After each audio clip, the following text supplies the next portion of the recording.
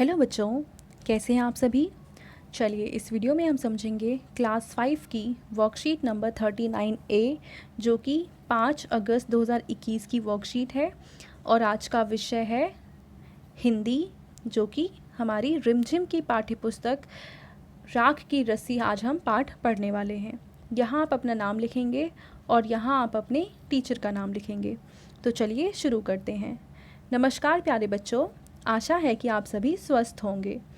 लोनपो गार अपनी चालाकी और हाजिर जवाबी के लिए दूर दूर तक मशहूर थे, मगर वे हमेशा अपने बेटे के लिए चिंतित रहते थे क्योंकि वो बहुत भोला था।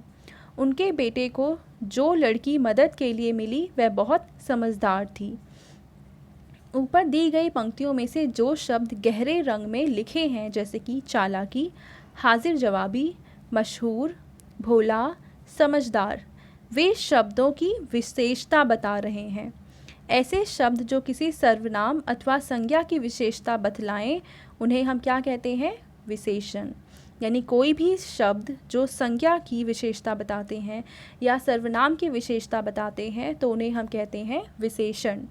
जैसे पहला इन्होंने क्या रखा है? विशेषण शब्दों को रेखांकित कीजिए।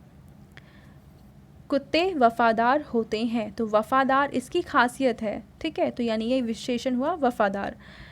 अगला है तोता हरे रंग का होता है, तो यहाँ पे विशेषता क्या है? हरा रंग, ठीक है। अगला है मेरी दादी बूढ़ी हैं, तो मेरी दादी यानी दादी की विशेषता क्या है? कि वो बूढ़ी हैं। तो बूढ़ी यहाँ पे जो शब्द है वो है विशेषण, ठीक है, ये वाला। अगला है यह दुल्हन बहुत सुंदर है, तो यहाँ पे विशेषण क्या है? बहुत सुंदर, ठीक है, ये इसकी विशेषता है। दूसरा प्रश्न है दिए गए गद्यांश को पढ़कर निम्नलिखित प्रश्नों के उत्तर दीजिए। पहले हमें ये पढ़ना है।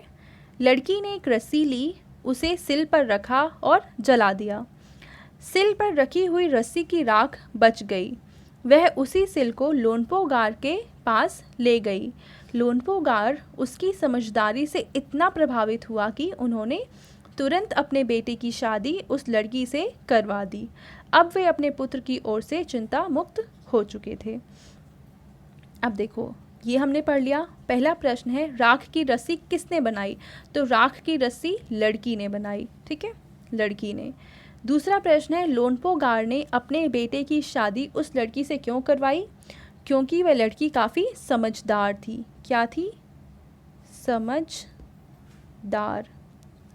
उत्तर लिखेंगे क्योंकि वह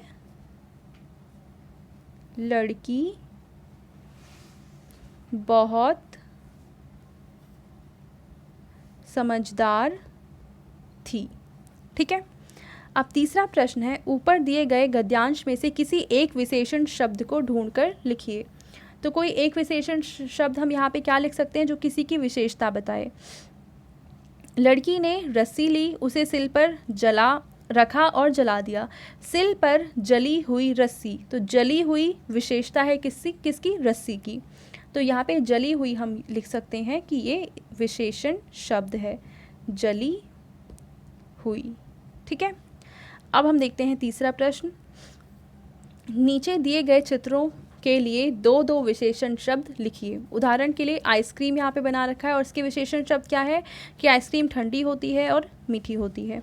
अगर हम यहाँ पे सेब की बात करें तो सेब लाल होता है और दूसरा कि ये मीठा होता है। ये इसके दो विशेषण हो गए।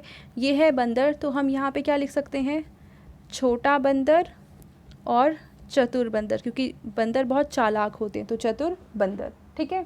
तो ये हैं इनकी विशेषताएं। तो बच्चों, आपको कार्यपत्रिका मज़ेदार लगी ना?